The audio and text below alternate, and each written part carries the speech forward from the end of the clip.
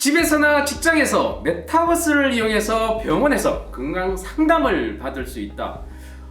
정말 이런 세상이 다가올까 싶은데요. 정말 이런 세상이 점차 다가오고 있습니다. 물론 메타버스가 무엇인지 정말 생소한 분들도 있을 것 같은데요. 그런 분들을 위해서 이러한 실험적인 시도를 하고 있는 어려움이 있어서 제가 직접 현장을 찾아왔습니다. 소개부터 하겠습니다. 안녕하세요. 네, 안녕하세요. 소개부터 합니다. 네, 경희대학교 한의과대학 이재동 학장입니다. 예, 반갑습니다. 네. 안녕하세요. 경희의료 홍보팀장 박형영입니다. 이 메타버스 어떤 특징이 있는지 좀 알려주시죠. 의료기관에서의 메타버스를 적용할 때는 5가지 특징으로 이제 생각을 하고 적용을 했는데요. 사실 이제 공간과 위치에 제약이 없다라는 초점이 있고요.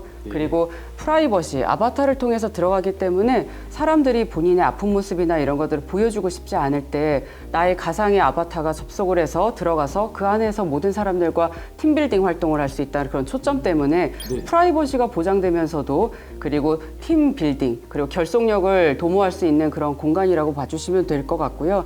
그런 특징과 더불어서 하나는 메타버스라고 하는 플랫폼 자체가 허브의 기능이 굉장히 우수합니다. 여러 가지 파일이나 사이트라든지 이런 것들을 전부 다 접속이 다 가능할 수 있게 연결을 할 수 있기 때문에 그러한 식의 그런 허브의 채널의 기능이 강화되어 있어서 사실 브랜드를 알릴 수 있는 그리고 SNS의 또 다른 개념이라고 바라볼 수도 있어서 의료기관에서는 이러한 메타버스를 좀 특징을 가지고 적용하기로 결정을 했다라고 봐주시면 좋을 것 같습니다. 자, 근데 경희의료원에서 이 메타버스를 활용해서 여러 가지 플랫폼을 통해서 접속을 할 수 있다는 거가 특징이 아닙니까? 이 플랫폼 우리가 흔히 알고 있는 것도 있는데 좀 알려주시죠. 경희의료원에서는요, 아까 네. 좀 전에 말씀드렸던 5가지의 어떤 특징을 기반으로 해서 너무나 많은 플랫폼들이 메타버스가 있는데 그 중에 총 4가지의 플랫폼을 좀 생각을 했습니다. 네네. 네이버에서 개발한 잽과 제페토 이 2가지이고요. 네. 그리고 또 하나는 저희가 그리스의 이제 IT 개발 회사인 아트스텝스라고 하는 전시관을 디지털 전시관으로 굉장히 플랫폼이 강화되어 있는 그런 전시관도 하나 오픈을 했고요. 그리고 마지막으로 하나는 게더사에서 개발한 게더타운을 활용해서 저희가 지금 메타버스 플랫폼을 4가지를 구축했습니다. 이게 말로만 하니까 뭔지도 모르겠는데 한번 그림을 보면서 한번 좀 이야기해 볼까요? 경희의료원이 바로 건물이 보이네요. 네. 네네. 저희 병원의 외경에서 접근을 해 들어가서 그 각각의 그 병원 안에 내부로 들어가면 병원에 비슷한 공간을 구현을 해놨고요. 네네. 1층에는 세미나실과 시청각실과 그리고 교육실과 협약을 체결할 수 있는 그런 국제회의실까지 구비를 해놨습니다. 모바일 애플리케이션인 제페토를 깔아야지만 들어갈 수가 있는데 의료기관이라고 하면은 환자들이 휴식할 수 있는 공간이 부족한 게 사실이라 그 가족과 그리고 환자분들도 편하게 들어와서 위로를 받을 수 있는 가상의 공간을 구비해놨습니다. 자, 이런 가상 공간을 통해서 우리 학장님이 직접 많이 하신다면서요.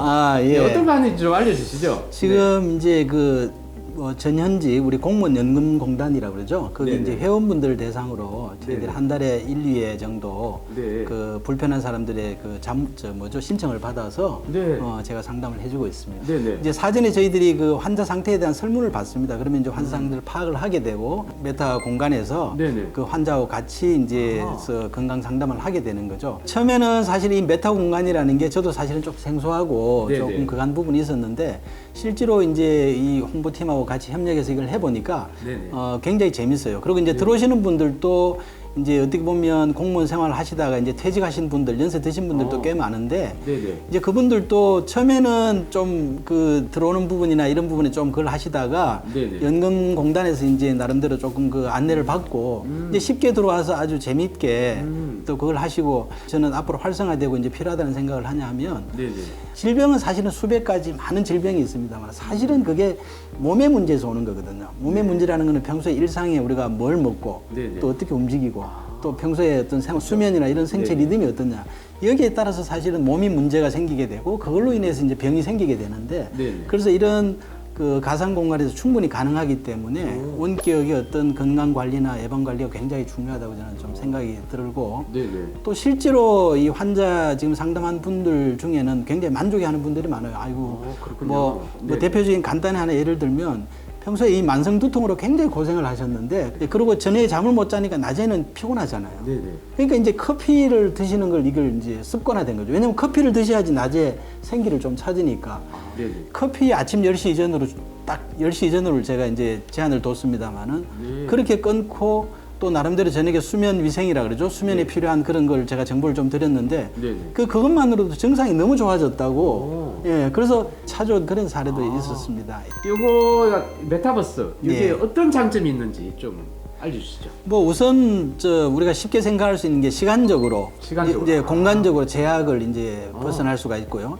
이게 사실은 지금은 이제 공무원 연금공단 회원을 대상으로 했습니다만은 네네. 이 앞으로 사실은 이 발전의 가능성이 무궁무진합니다. 왜 그러냐면 네네. 이 사실은 세계 각국에서 우리 한국의 한의학에 대해서 관심을 많이 가지고 네네. 거기에 대해서 이제 서로 협력하고 좀 뭔가 진료도 같이 해보고 하는 그런 요청들이 뭐 수년 전부터 굉장히 많았어요. 하지만은 지금 말씀드렸다시피 시간적, 공간적 또 우리 교수들이 해외 장기 체류 이런 어려움이 있었기 때문에 그걸 사실 실현을 못했는데 네네. 앞으로 우리가 이제 국내에서 이런 걸 앞으로 어떤 그 노하우를 축적해서 네네. 해외에 지금 해외는 이미 법적으로도 그 비대면 원격 진료가 그렇죠. 그 개방돼 있는 데가 꽤 많잖아요. 미국을 네네. 비롯해서요. 네네. 그래서 이제 그런 국가들을 대상으로 해서 네.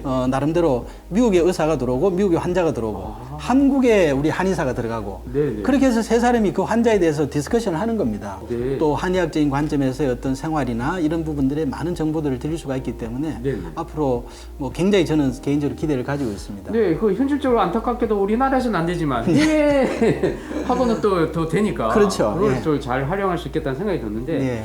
야 이거 하다 보면 뭐 좀 당장 현실적으로는 좀 제한점이 있겠네요. 이 건강 상담 외에는 못 한다는 그죠?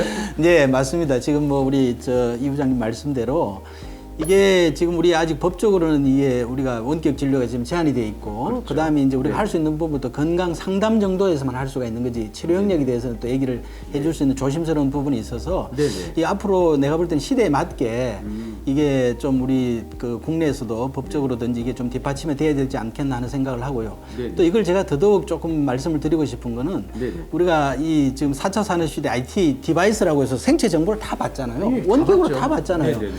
그리고 우리가 코로나를 겪으면서 이 감염병의 이 비대면에 대해서 굉장히 또 좀 많이 친숙해졌죠. 친숙해졌잖아요. 네.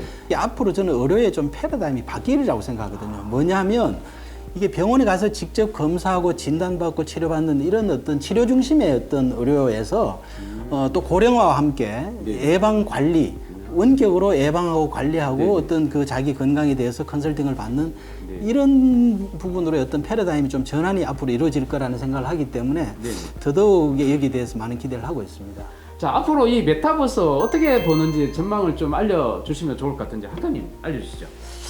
네, 뭐 지금 사실은 뭐 대기업에서도 여기에 많은 지금 비대면 가상 공간 여기에 대해서 많은 지금 투자를 하고 있고 연구를 하고 있지 않습니까? 네네네. 예, 저도 조금 전에 말씀을 드렸습니다만 의료 분야에서도 저는 이게 굉장히 그 국민들 건강 관리에 큰 역할을 하리라고 생각을 하고요. 네. 뭐 우리 사실 의료계도 조금 뭐랄까 지금 뭐 비대면이 지금 법적으로 많은 논란이 되고 있습니다만은 앞으로 저는 국민들 건강 또 경우에 따라서는 우리 이 국가적으로 우리 한국의 의료의 어떤 국제 경쟁력을 높이는 쪽으로 그런 쪽으로 모든 게 좀 법적으로 뒷받침이 되고 좀 진행이 됐으면 하는 그런 바람을 가지고 있습니다. 알겠습니다. 기대를 해보겠습니다. 우리 박 팀장도 한마디 해주십시오. 메타버스 플랫폼 자체를 기반으로 하면 사실 이제 웨어러블 디바이스라고 해서 자기 신체의 어떤 건강 정보라든지 이런 것들을 계속 추적하면서 관리하지 않습니까? 그렇죠. 네. 메타버스 플랫폼의 종류 중에 하나가 사실 라이프로깅이라 하거든요. 아. 그 라이프로깅이라고 하는 것은 본인이 이제 SNS 상에다가 본인의 하루하루를 기록하듯이 본인의 그런 신체 정보나 이런 것들을 계속 기록해서 관리해 나가는 차원인데 메타버스를 통해서 지금 조금 전에 교수님께서도 말씀하셨지만 생활의 관리, 신체의 관리 여러 가지 그런 그 질병의 예방 초점으로 더 확장되어 나가지 않을까 싶습니다. 네, 알겠습니다. 말씀 고맙고요.